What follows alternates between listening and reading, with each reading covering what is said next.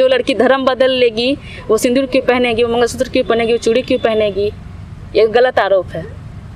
और ये भी आरोप है कि आपने अपनी तीनों बेटियों को भी, हम तीनों बेटी को सुरक्षित करने के लिए हम ये कदम उठाए हैं। इससे वो लोग का चारा अब नहीं चल रहा है कि उन लोग का धंधा बंद हो रहा है, उन लोग का पैसा आना बंद हो गया है, सब कुछ बंद हो गया। तो मेरे ऊपर आरोप लगाया जा रहा है कि हम भाग गया।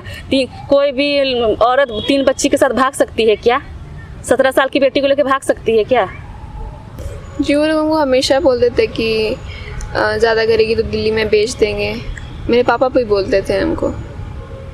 क्या बोलते थे पापा? कि किस मामले को लेकर बोलते थे, कब बोलते थे, किस परिस्थिति? जब वो लोग बात नहीं सुनते थे, वो जैसे मैंने बोला कि कोई घर पे आता था तो चाय लेके आओ, पानी लेके आओ, उसके सामने बैठो, तो वो सब नहीं कर रहे हैं। वो लोग बोलते थे कि दिल्ली में बेच देंगे। ये फोटो जाना था कहीं और, मेरी माँ के पास जाना था ये फोटो, ये गलती से मेरे पास चला आया।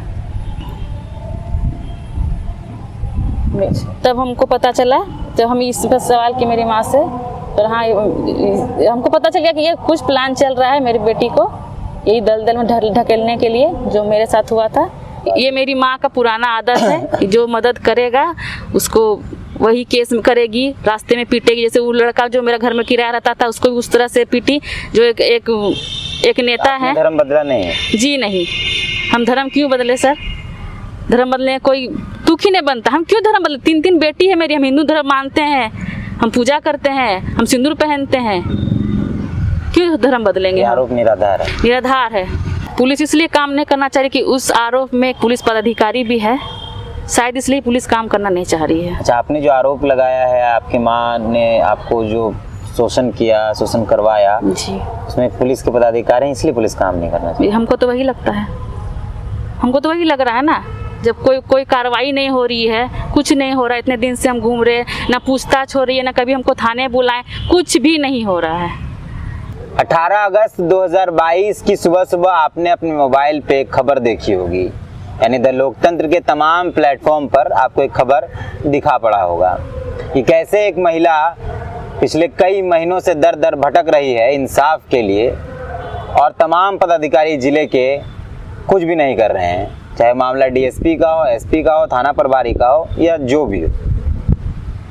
पूरे मामले को अगर आप नहीं समझ पाए हैं तो अभी भी हमारे तमाम प्लेटफॉर्म पर वो वीडियो लगा है, आप उस महिला की बातचीत सुन सकते हैं कि उस महिला को कैसे प्रताड़ित किया गया, और जब अपनी प्रताड़ना का आवेदन प्राथमिकी दर्ज कराने या शिकायत करने थानों में गई, एसपी के पास गई, डीएसपी के पास गई, तो उस पर कोई कार्रवाई नहीं हुई। फिर महिला ने हमसे संपर्क किया और फाइनली उस महिला की जुबानी उनके साथ जो भी घटा है पिछले 10-20 सालों में, सब उन्होंने बताया।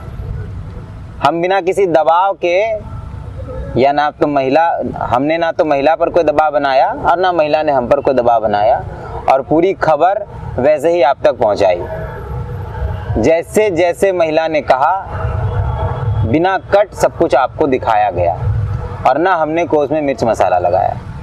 उसके बाद खबर चलने के बाद कई लोगों के फ़ोन आए, उसमें से जो महिला है उनके माता का फ़ोन आया और उनके भाई का भी फ़ोन आया। उन्होंने कहा कि खबर एक पक्षीय है। तो हमने कहा कि आप अपना पक्ष रख सकते हैं। कई आरोप महिला पर हैं, हम उनसे बात करते हैं और उन आरोपों पर पहले समझ लेते हैं कि महिला का क्या कहना। उसके बाद कल की खबर में आपने एक लाइन सुना होगा कि 5 नवंबर 2021 को महिला की जो बेटी है वो अपने मायके नानी घर गई थी, तो वहाँ उसके मामा और उसकी नानी ने उसके साथ मारपीट किया और वो डर कर खुद को बाथरूम में बंद कर ली। उसके बाद पुलिस के संज्ञान में बच्ची को वहाँ से निकाला गया। फिर वही शर्त है, यहाँ न चेहरा दिखाएंगे न नाम बताएंगे सुरक्षा के कारणों से, लेकिन खबर महत्वपूर्ण है, वो आप तक ज़रूर पहुँचाएंगे। खबर में फिर कोई मसाला नहीं होगा, कोई तामझाम नहीं होगा, कोई म्यूजिक सिस्टम नहीं होगा, जो खबर जैसा है वैसा ही आप तक पहुँचेगा। मैडम, कल जो वीडियो चला, मतलब आज कल जो हम लोगों ने आपसे बातचीत की, आज जो हमने अपने दर्शकों को दिखाया, उसमें किसी प्रकार का आप पर कोई दबाव था क्या? कोई दबाव नहीं था मेरा। आपने हमसे संपर्क किया जी, और आपने कहा ऐसा ऐसा मामला है, वो सारी चीज़ें जी। बिना कोई लबा लेट के, बिना कोई ताम झाम के वो हम लोगों ने जनता के बीच दिखाया, वो आपने भी देखा। जी बिल्कुल। आपके परिवार के लोगों ने फ़ोन किया था, आपके भाई ने, आपकी माँ ने फ़ोन किया था। 2-3 आरोप है आपके ऊपर, तो हम लोग चाहते हैं कि आप उस सवाल का जवाब भी हमें दे दें। जी। पहला आरोप ये है कि आप पिछले साल नवंबर दिसंबर आसपास से ही भागी हुई हैं और आपके पति ने आवेदन भी दर्ज कराया है। जी। आप भागी दिसंबर नवंबर में और पति ने आवेदन दर्ज कराया जून के महीने में। जी।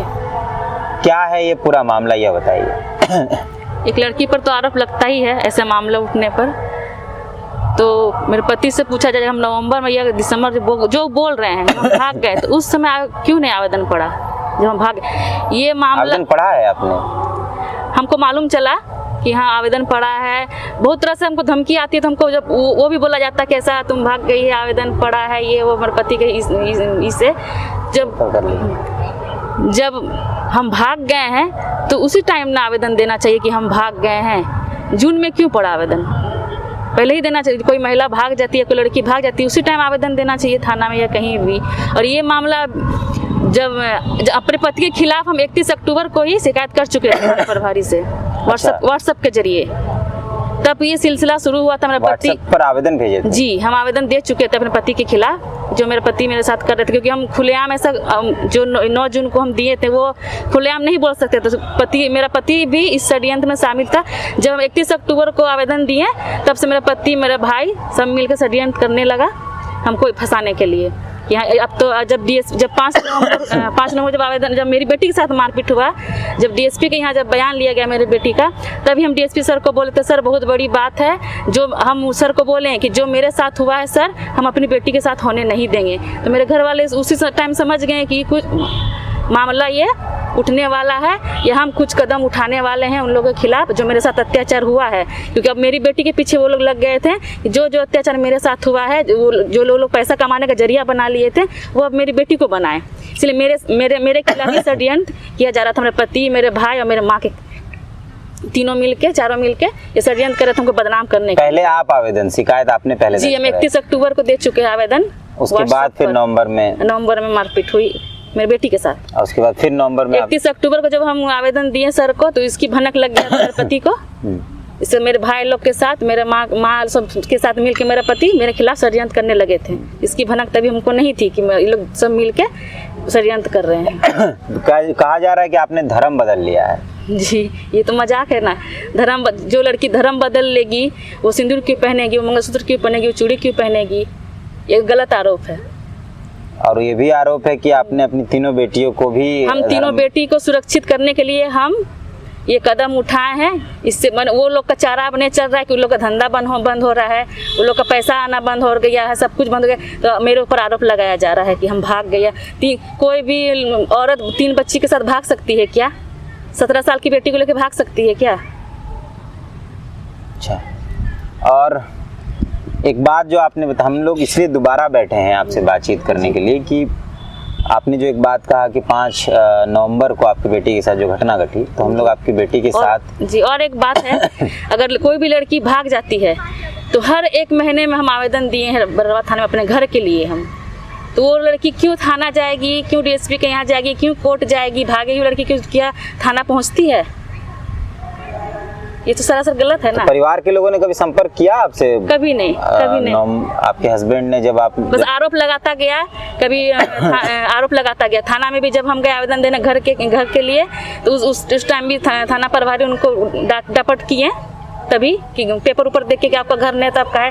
फिर उस टाइम भी थाना प्रभारी उनको बुलाए, लेकिन मेरे सामने वो लोग नहीं आए। तो आपके पति ने, जैसे वो जो आवेदन है उसमें लिखा हुआ है कि नवंबर दिसंबर आसपास से आप फरार हैं। जी जी। जून में आवेदन दिया गया। उसके बाद क्या आपके पति ने कभी आपसे संपर्क किया है, आपकी माँ ने, आपके भाई ने कि आ जाओ घर या बात? जी नहीं, मेरे माँ भाई ने कोई संपर्क नहीं। बस दूसरे को डराना, धमकाना, हमको मैंने दूसरे के को बोलना कि आएगी तो काट देंगे, यहाँ मार के फेंक देंगे। बहुत तरह का हमको किया गया। बेटी को यहाँ से हम पढ़ाने के लिए हॉस्टल में रखे, वहाँ से उसको बेटी को गायब करने के लिए सोचा कि इसको गायब करके बेचना, क्योंकि उन लोग का धंधा बंद हो चुका है। ये आवाज़ जब से उठा, उन लोग का धंधा बंद हो चुका, कमाने का जरिया उन लोग का बंद हो चुका है, इसलिए फड़फड़ा रहा है वो लोग, और कोई बात नहीं है। अच्छा, आपकी बेटी को हम लोग साथ में बैठाए हैं यहाँ, जी और ना तो नाम हम लोग जिक्र करेंगे और ना चेहरा दिखाएंगे। जी तो आपकी बेटी से भी बातचीत करेंगे, जो 5 नंबर की आप बात कर रहे हैं कि वो गई तो उसके साथ मारपीट हुआ, फिर तो इसमें आपकी सहमति है? जी आपकी बेटी से जो बातचीत जी, में सहमति जी, है जो ना? उसके साथ घटा है उस टाइम तो हम उनके साथ नहीं थे। वही बताया कि उसके साथ क्या घटना हुआ है। पूरा थाना ले गया गया उसको अकेले, हम उस टाइम हम नहीं थे, उस टाइम हम ससुराल में ही थे। ससुराल से हमको फ़ोन किया गया, थाना प्रभारी हमको कॉल किए, उसके बाद हम अच्छा, आप अक्टूबर में ससुराल से ही कंप्लेन किए? कंप्लेन हम व्हाट्सएप के जरिए किए थे। ससुराल से ही व्हाट्सएप के जरिए किए थे, क्योंकि हम अकेले थे, हम तो मजबूर थे, जा नहीं सकते कहीं बाहर, कहीं भी जाओ तो हिसाब देना, मैंने उन लोग के हिसाब से हमको चलना पड़ता था। इसीलिए हम व्हाट्सएप के जरिए सर को, मेरे पास कॉपी भी है, हम व्हाट्सएप के जरिए हम आवेदन दिए थे। बेटी से बात करते हैं। 5 नवंबर को आप गई थी अपने नानी के घर। जी गए थे। आपको किसने फ़ोन किया था, आप कैसे गई, वहाँ क्या हुआ, पूरा एकदम डिटेल में बताइए। जी मम्मी ने बोला था जाने, बस से गए थे। सुबह 8 मम्मी साढ़े ने फ़ोन करके बोला? हाँ मम्मी यहाँ, तभी हम रांची में थे। मम्मी ने बोला कि आ जाओ, मेरा वहाँ पर सामान है लेके, यहाँ वेस्ट बंगाल आ जाओ, मेरे पास आ जाओ। तो हम रांची के बस से उतरे, डायरेक्ट उतर के हम 8 साढ़े 8 बजे नानी घर घुसे। सुबह में? हाँ सुबह में घुसे। उसके बाद बैग वैग रखे, मम्मी फ़ोन की मामी को, बोली कि मेरा जो सामान है दे दो। तो वो लोग मतलब ऐसे ही चिल्लाते चिल्लाते ठीक है दे देंगे ये वो, तो सामान दे दी। उसके बाद मम्मी ने मुझे फिर फ़ोन किया, उसके बाद कहा कि ज़मीन का जो कागज़ है वो ले लो। तो फिर हम बोले मामी को, और फिर मम्मी भी मामी को फ़ोन करके बोली, तो नानी को बोली मामी, तो फिर बोला मामी नानी और सन्नी मामा जो है मेरे, वो गए साइड पे, और हम मम्मी का जो सामान था वो बैग में डाल रहे थे। बोले कि नहीं, ज़मीन का कागज़ नहीं देना है।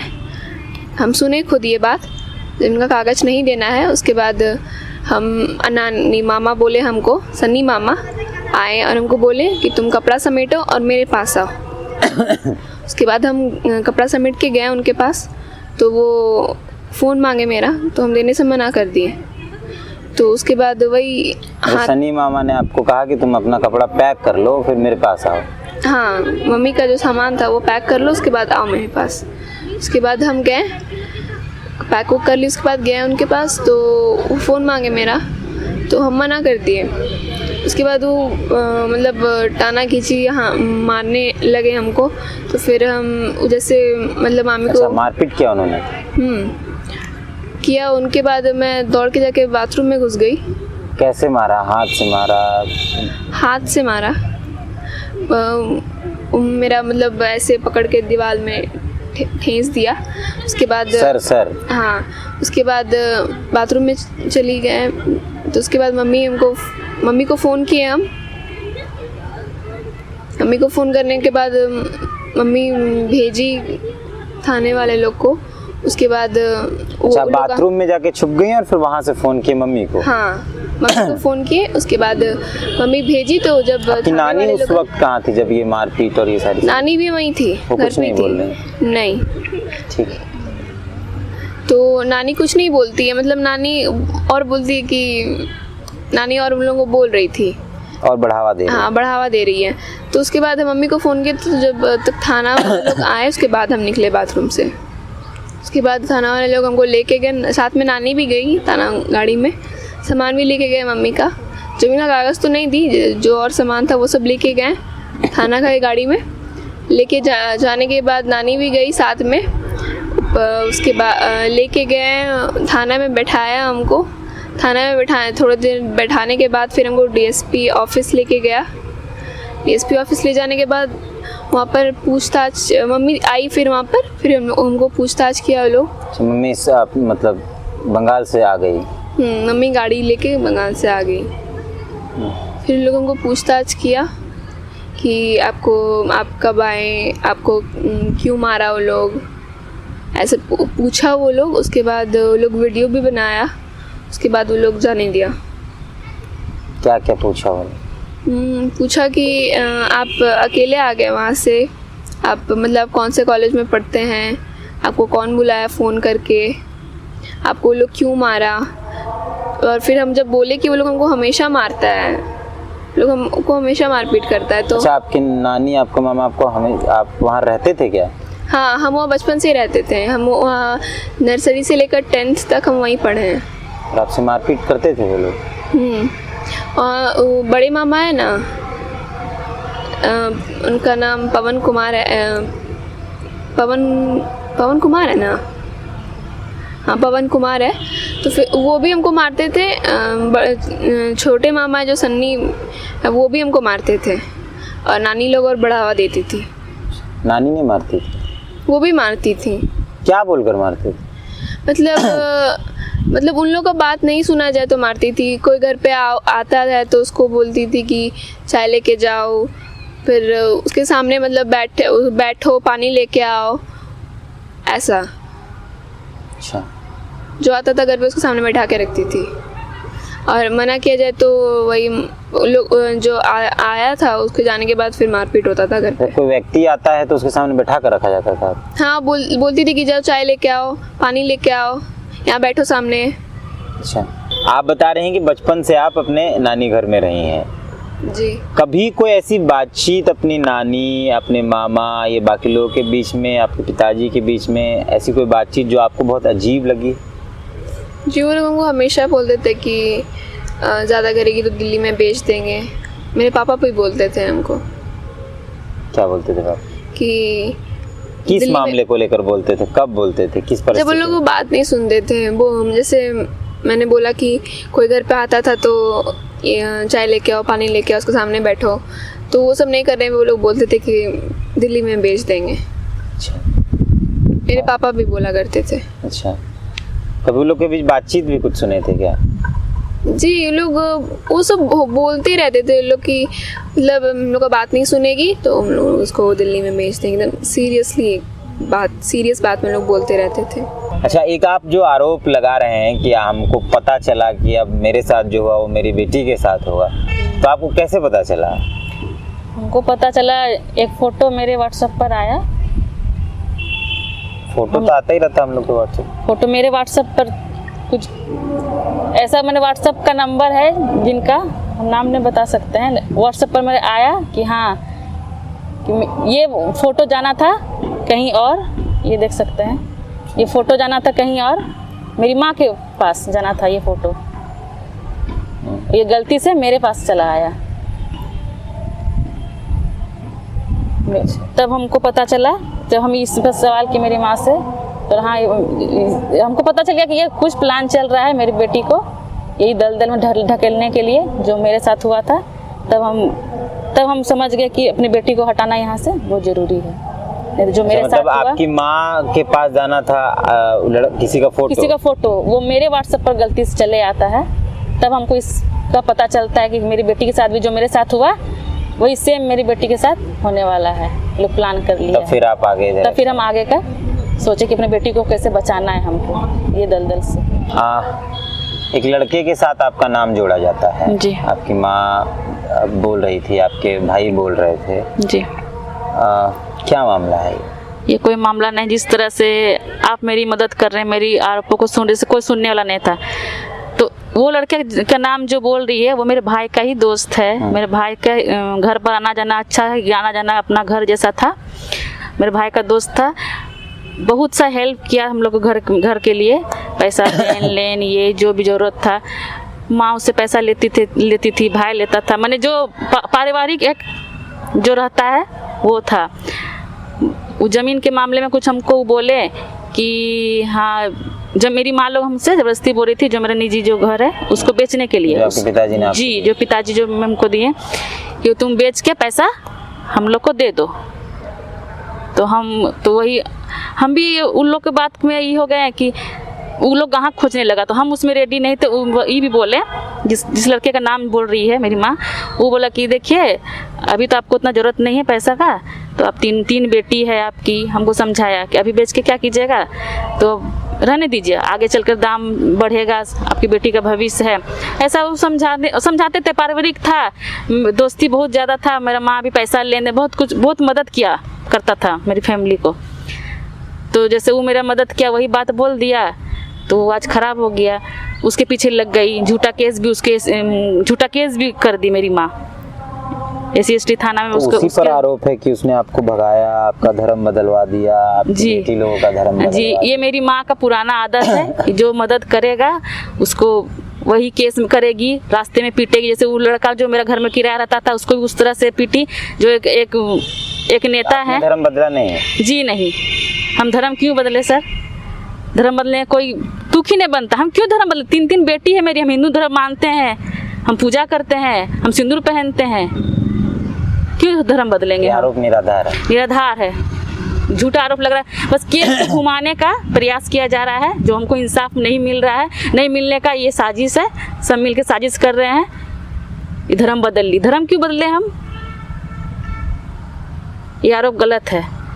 मेरे हस्बैंड का जो ये आरोप है, अगर हम भाग ही गए थे तो हम लगातार थाना में आवेदन दे रहे थे, लगातार हम थाना जा रहे थे, लगातार। आप कब से अपने ससुराल को छोड़े, कब छोड़े हैं? हम जब हमको मालूम पड़ा कि जब हम 31 अक्टूबर को मेरे पति के खिलाफ हम आवेदन दिए थे, उसके पति को मालूम नहीं था। जब उनको भनक पड़ी तो ये लोग सब मिलके, कुछ रिकॉर्डिंग भी मेरे पास है, हम आपको देंगे। रिकॉर्डिंग में मेरे व्हाट्सएप फेसबुक पर दिया हुआ है। रिकॉर्डिंग है कि ये लोग फोन पर, ये लोग साजिश कर रहा था, इसको ऐसे करना है, वैसे करना, साजिश चल रहा था इन लोगों के खिलाफ कि हमको किसी तरह बदनाम करे, जो हम उन लोग का सच्चाई बाहर नहीं ला सकें। हमको जब मालूम पड़ा, मेरी बेटी को भी लोग इस्तेमाल कर। अच्छा, कैसे मालूम चला आपको कि आपकी बेटी? कुछ फोन रिकॉर्डिंग से पता चला। कुछ मेरी बेटी ने बताया कि ऐसा साजिश चल रहा है, क्योंकि मेरी बेटी वहाँ रहती थी, मेरी बेटी को सब पता था। मेरे पति क्या बोलते, घर से निकलते थे कि हम जा रहे हैं ये जगह, मगर ये पहुंच जाते थे मेरे मायके साजिश करने मेरे खिलाफ।